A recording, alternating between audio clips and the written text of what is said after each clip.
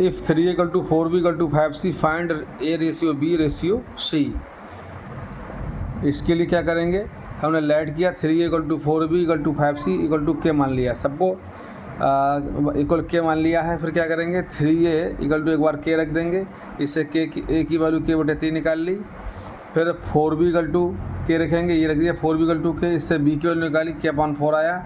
फिर एक बार 5C = K रख देंगे, ये रख दिया, एंड 5C = K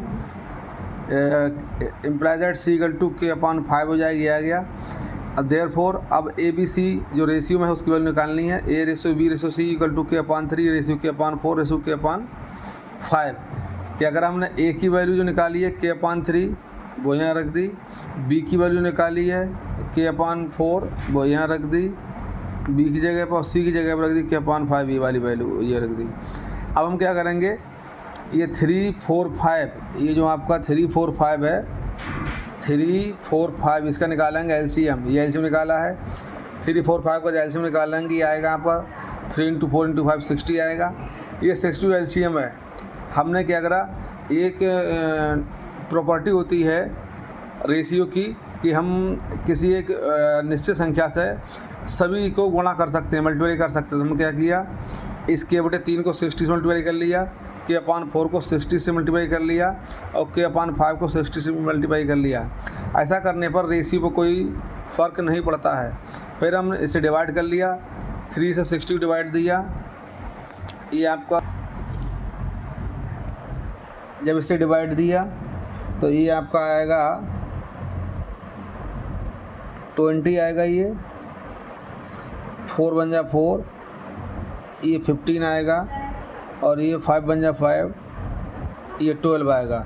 इस तरीके से देखिए 20 आया, ये 15 आया, ये 12 आ गया। तो A ratio B ratio C की वैल्यू आएगी 20 के, 15 के एंड 12 के।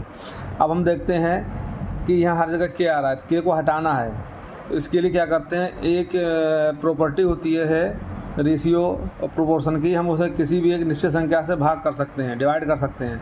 तो dividing each term by K we get, यहाँ से K हट जाएगा, यहाँ से K हट जाएगा, यहाँ से K हट जाएगा, क्या 20, 15 और 12 मिलेगा। यानी कि A ratio B ratio C की जो वैल्यू फाइंड आउट हुई है वो आपकी फाइंड आउट हुई है 12 रेशियो 15 रेशियो 20 रेशियो 15 रेशियो 12।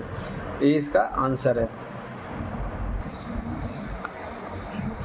ये नेक्स्ट क्वेश्चन है, डिवाइड ₹7,380 इन द रेशियो 2:3:4। 7,380 रुपये को 2:3:4 में बांट रहा है। तो हम क्या करेंगे, इसमें सम ऑफ द रेशियो निकाल लेंगे। सो सम ऑफ द रेशियो कितना है, 2, 3, 4, ये जुड़ जाएगा 2, 3, 4 प्लस कर लिया, ये आपका आएगा 9। फिर सो द फर्स्ट अमाउंट, पहला अमाउंट क्या होगा, इसके लिए क्या करते हैं, जो रेशियो टोटल अमाउंट है 7,380, इसको हम पहली रेशियो, क्योंकि फर्स्ट अमाउंट निकालना है, पहला रेशियो है 2 से मल्टीप्लाई करेंगे इसे, और जो सम ऑफ द रेशियो है उससे डिवाइड कर देंगे। तो ये फार्मूला होता है कि टोटल अमाउंट इनटू, अगर फर्स्ट अमाउंट निकालना है तो into ratio of the first amount upon sum of total ratio.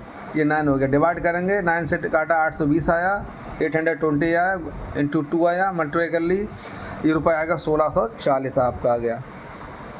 अब सेकेंड अमाउंट निकालने के लिए क्या करेंगे, वही फार्मूला कि टोटल अमाउंट इनटू रेशियो का जो पार्ट है उसमें कितना है, सेकेंड अमाउंट में 3 है तो 3 से मल्टीप्लाई कर दिया upon sum of the ratio terms, ये आएगा 9, डिवाइड किया 820 आया, इसी मल्टीप्लाई कर ली 2460 रुपये आ गया।